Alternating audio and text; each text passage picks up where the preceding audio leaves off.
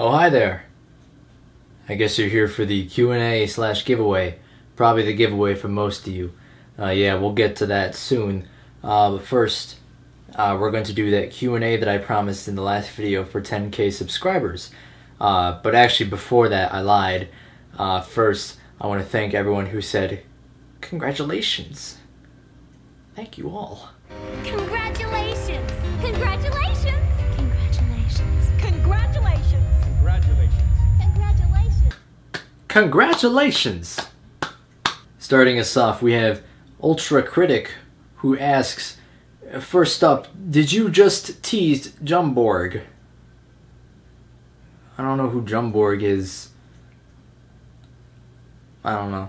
Kaiju Gamer 2002 asks, how many Gucci's does it take to make a Gucci mane? At least 2 of them. CapFan9876, Kaiju anime plush fan. I don't know if you want all those titles at the end, but you're gonna get them. Would you do a crossover with Zone Fighter and Monster Island Buddies? I don't know. Zone Fighter's a pretty busy dude. I don't know if he has time to hang out with the likes of Godzilla. You know, there's been a disagreement between Zone Fighter and Godzilla. That's why Godzilla's not in the series. They've just had a disagreement. I don't know. Trainzilla235 Production asks, what is your favorite Godzilla suit? 68, for sure. Followed closely by 2001, probably. Which is then followed closely by the 75. Yeah. Kamada Kizzle. I don't know why I said it like that. He asks, why is Dino Tank so amazing? Well, I'll tell you why. Because he makes for the perfect potted plant. This is my dinosaur tank potted plant. The plant's dead.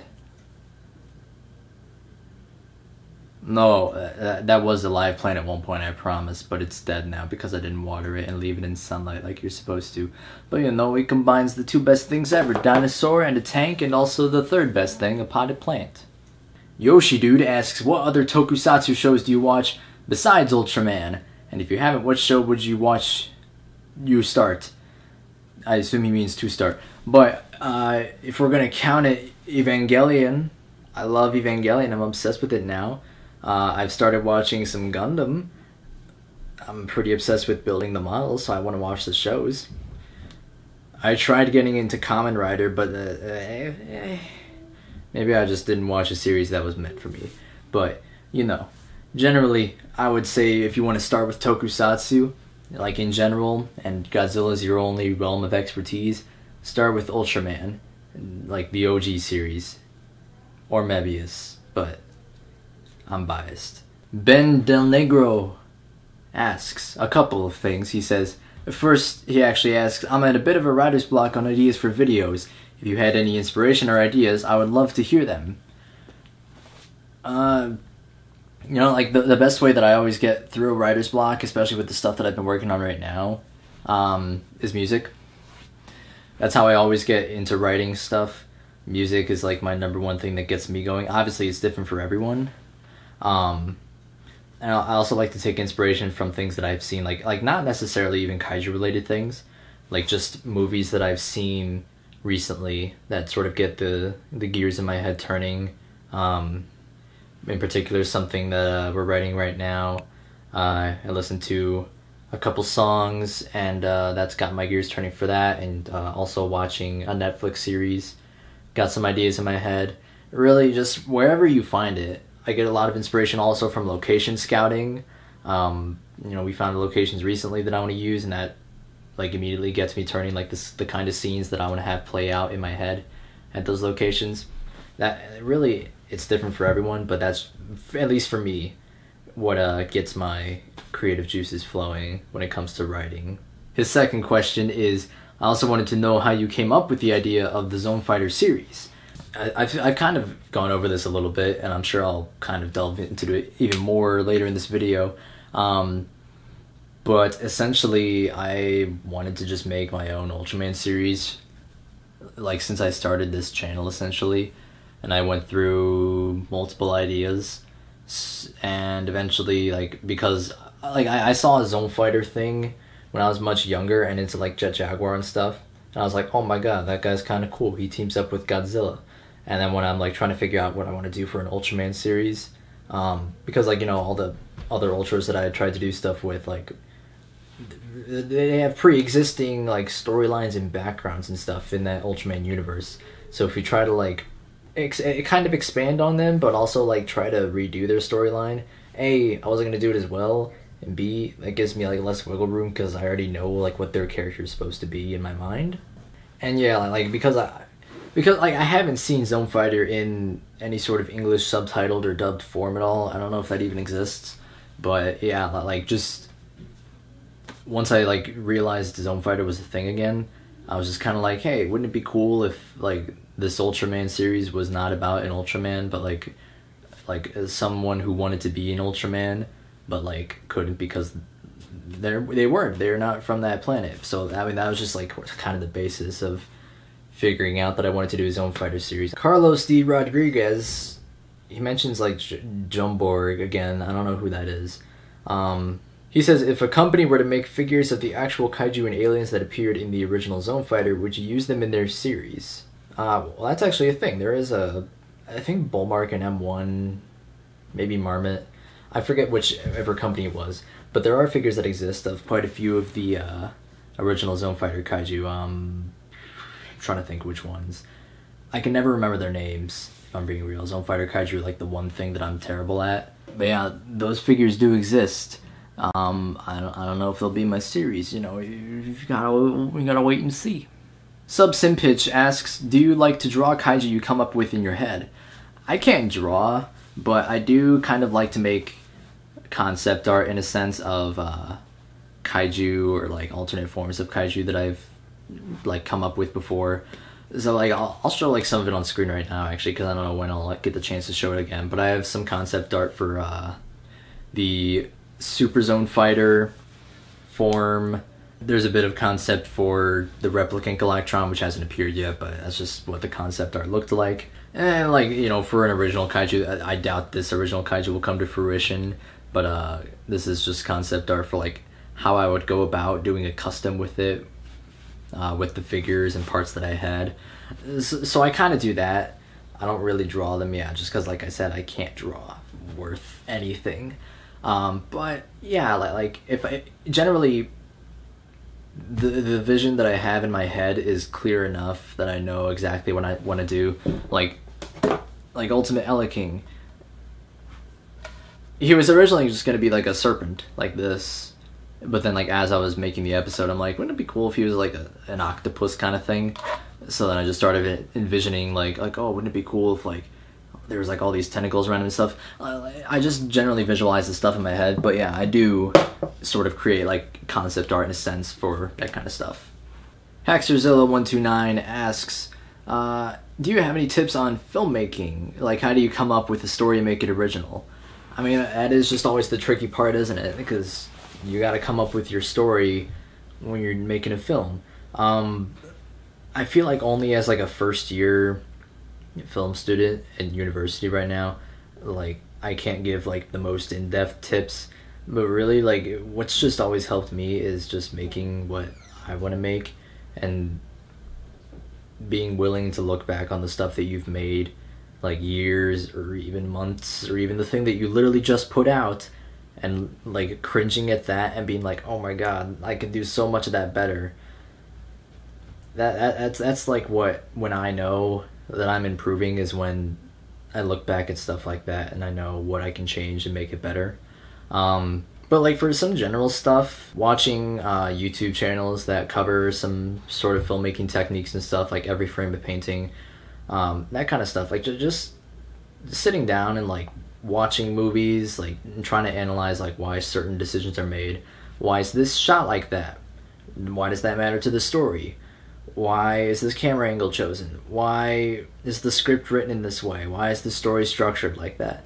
All that kind of stuff just sort of works together. And if you've got the mind for it, a lot of times the stuff that you're doing when filmmaking, you don't even think about like that. Like, if you're setting up a shot and you know how you want it to look in your head, sometimes you don't even need to think about the story implications of it. You just know that it feels natural in your head, and that's something that my professors have even sort of brought forward. That like, yeah, what was the quote? It was something like, learn everything and then forget it. It was something like that. Essentially, a lot of this stuff just comes secondhand and without. I won't say it doesn't come without thought, because absolutely, especially in production, there's a lot of thought that goes behind it. But if you have a vision in your head, just go with it if it feels natural, and then look back on it later and see if it really made sense, and that'll keep you learning. The G Team 2 asks, what inspired you to make videos and movies and everything other than Godzilla? Yeah, so like what initially inspired me, like with kaiju filmmaking at least, because I was sort of out of the kaiju game for a while, where like I didn't even watch kaiju related stuff at all. But then I like went back on YouTube. I'm like, what kind of like Godzilla stuff is there on YouTube? And I found, you know, like Deadzilla, Goji 73, Ultraman Chronos, like the OG sort of Godzilla fan filmmakers on YouTube and stuff, and toy reviewers and stuff. And that really got me like oh my god, like I have this box of old Godzilla toys from a couple years ago. I can make movies too. Like, that's fun. And like, yeah, it sort of gave me the inspiration to be like, hey, you can take these like toys and like still produce a decent story, and like use it as an opportunity to play around with effects and stuff, because like that's my thing. I love visual effects, and like you can just sort of create your own playground in that sense. But yeah, like and then that was sort of my jump into being like, okay, like I can and want to do filmmaking as a profession in life. But yeah, so like I love doing tokusatsu works above all else, but I still love film as an art form. And you know, like sort of learning about this, like, you know, filmmakers who like did the exact same thing. Like you just start out making like movies with your little action figures or whatever, and then you turn that into something that you can do for a living.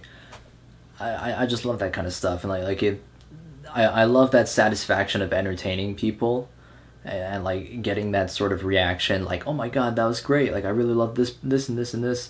Like, and with filmmaking you can get that feedback, and so that's what kind of inspired me to delve into that. Smhan Rahan, I'm sorry, 15 asks, what is the inspiration for the season 2 stories of Zone Fighter? So initially a lot of the season 2 ideas that I had revolved more around the monsters that I wanted to use, because season 1 was a bit more story driven, like where I wanted to just tell like the story of the coming of age, I guess, of Zone Fighter and stuff, versus Alien Bat and the Monster Graveyard and all that. It wasn't necessarily about which monsters I was going to use. Season 2 started out as like oh, I want to have Damaga in an episode, I want to have Lunatics, I want to have u-killersaurus, I want to have this and this and this and Femigon and all that. But eventually, the main thing that got me inspired for like what I wanted to do with season 2 was just getting my friends from theater, like just knowing that they wanted to be involved in that, because Alyssa and I had worked previously on the Godzilla 17 Hours thing, so knowing that they were willing to be a part of this like dumb thing that I've made, sort of got me inspired, like, oh my god, like I can actually do more human related stuff this time instead of green screen me together like the irate gamer. But yeah, so then I sort of meshed those two ideas together and try to figure out like what's the coolest way to fuse this monster that I want to do with the human characters. So, you know, like the Lunatics episode has a lot of like ideas that just come from, I want to use this monster, but I also want to have fun with human characters. So yeah, really, it's a lot of like ideas as I go kind of thing. I'm still getting ideas of what I want to do, and I consider myself to have a decent plan for season 2, but I still get ideas just from watching stuff. It's just stuff that comes to you, I guess. Taylor Minster asks,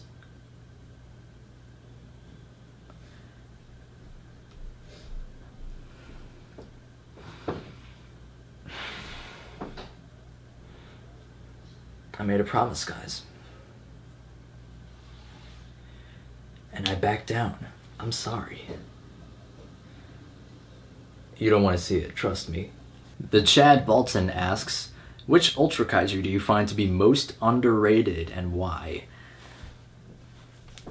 That's tough, because I feel like a lot of the underrated, like the Ultra Kaiju that I feel are underrated, a lot of people feel are underrated. Frogos is a weird one that I think has a like cool aesthetic design, but he's never done much, and I wish that he appeared again in some form, just because I think he has a neat aesthetically pleasing design. But one that oh my god, I love this Ultra Kaiju so much, just from a design aspect, is Natsu no Meryu. Oh my god, like he's such a cool looking monster, but I hardly ever hear anyone talking about him. I guess because like his episode was kind of eh. But I wish he had a really cool role in some series, but yeah, he's just kind of like a weird one-off, really cool looking dragon that doesn't really get much attention at all. Kaiju Kobe asks, how does it feel to have such an amazing series be embedded into this fan base for everyone to enjoy? I wouldn't say it's embedded in the fan base, it's just kind of like its own thing.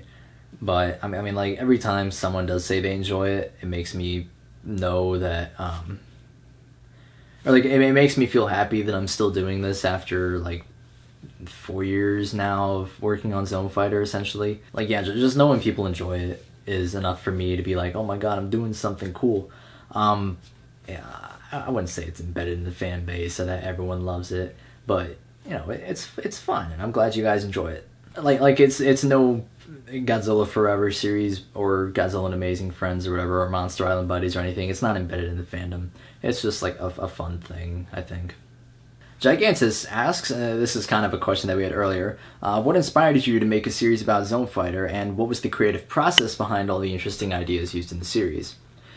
So yeah, I kind of went over why I chose like Zone Fighter to be in the series earlier on, but like some of the other stuff, a lot of the ideas from season 1 stemmed from ideas I had before of the Ultra series that I wanted to do, like that Mebius series that I was going to do, that Ultraman Invert original show that I was going to make. Pretty much all of those had some like big alien baddie with the Giga Battlenizer sending out monsters like from wherever they were to Earth. So that was just something I had from the beginning. In all fairness, that's not like the most original or interesting idea, but that was just something that I wanted to do because I was like, oh my god, the Battlenizer's cool, wow.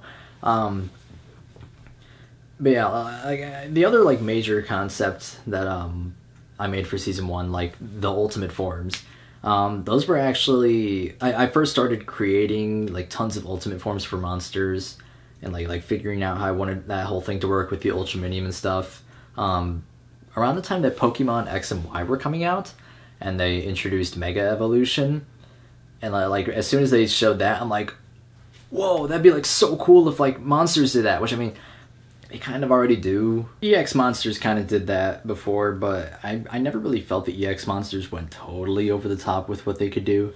I mean, that was basically where like, that's basically what Ultimate Eleking was going to be. He was literally just going to be like a serpent like EX Eleking is, just with like, I don't even know what his original thing was going to be besides this and being blue.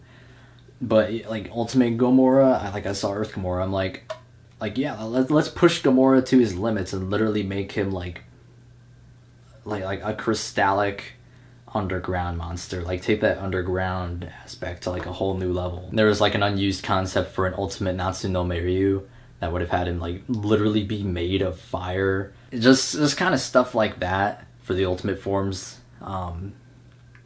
Yeah, and then literally like as I was finishing up the 3rd episode where the ultimate forms were introduced, Ultraman X literally like did the same thing. I mean, like at least with like Demaga and the Dark Thunder energy transforming them, and I'm like, oh no. The ultimate forms more so wound up developing into the Ultraminium orbs being a part of the series, which is sort of how like season 2 has been led, where there's been like no ultimate forms so far, and it's more so been centered around the Ultraminium orbs themselves, which in themselves are kind of like the Dragon Balls and also like the Infinity Stones. So it's just kind of like a lot of ideas that are taken from different places. But yeah, like I could honestly go on for a while about where a lot of the ideas that I've had for various episodes and plot points and stuff stem from. Like that could be its own video, but I'll just cut that there. Kaiju Menace asks, got a question. Are you more entertained when watching Zone Fighter, Ultraman, Godzilla, or Gamera? It's honestly like depending on like what I'm watching and like on the day that it is. Because there's some days where I'm like, yeah, let's watch some like Shin Godzilla, like yeah. Or let's watch some old campy Godzilla versus Gigan and Megalon and stuff. Or they'll be like, yeah, let's see some legitimately amazing kaiju action with the Heisei Gamera stuff. But I think generally because Godzilla and Gamera are so finite in what there is to watch, I wind up leaning toward Ultraman a lot more just because there's like so much different stuff you can take in. Like one series can have 50 episodes on its own, like one of them out of the 30 that there are, and I think that lends itself to being a lot more like you can get a lot more variety, like out of the monsters you're seeing, the tones, the characters, and all that. But yeah, it just kind of depends what I'm feeling. Zone Fighter, I have not watched Zone Fighter in full yet, obviously, because I just want to wait until I can see it with English subtitles or dubs or something so that I can actually like give a valid opinion on it. Godzilla294 asks, what made you want to make a stop-motion series with the main character being Zone Fighter? So I've already gone over why I did Zone Fighter, but stop-motion, one of my favorite film sequences of all time is the skeleton fight from Jason and the Argonauts, the original. Like, I love that scene so much. Like, I can watch that scene for hours on replay. And as a kid, like, that sparked my love of stop motion and like Willis O'Brien and Ray Harryhausen.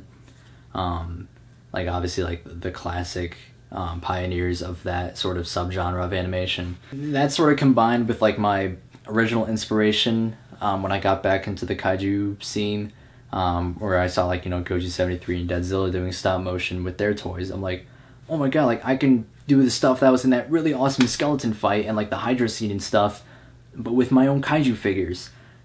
And like that's what kind of got me into being like yeah, stop motion is like the way to go.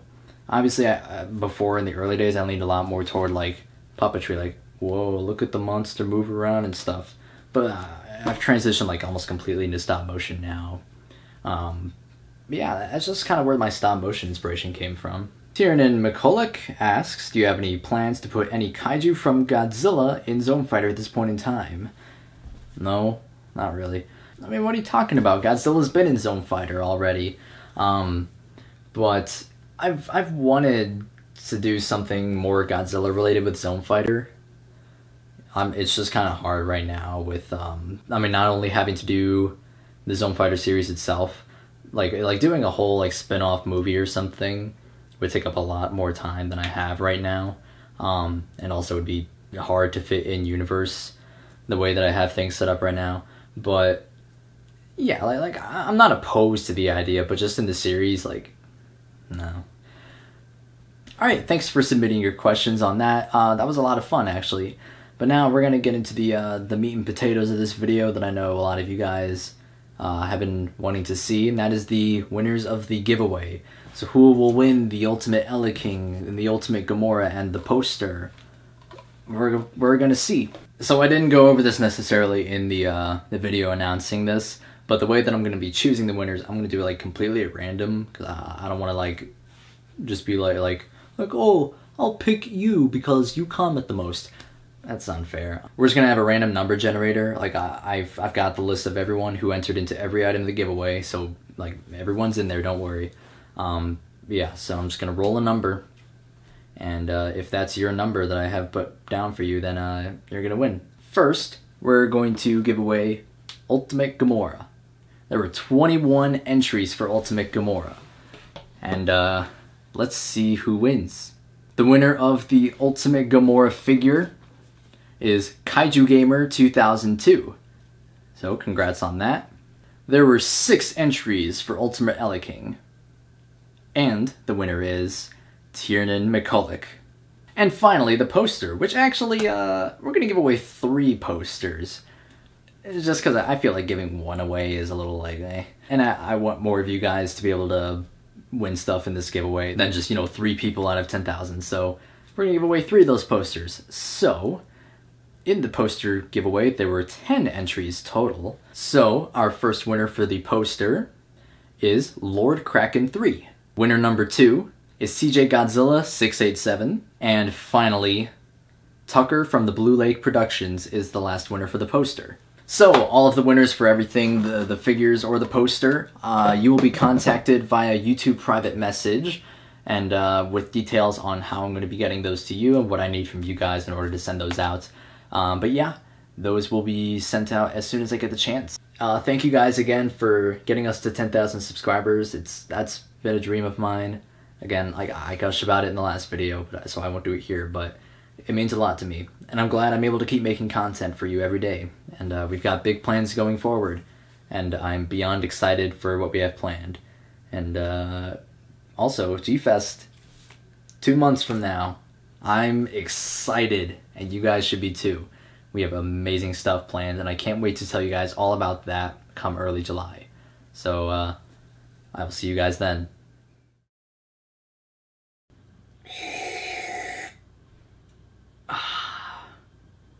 Hello.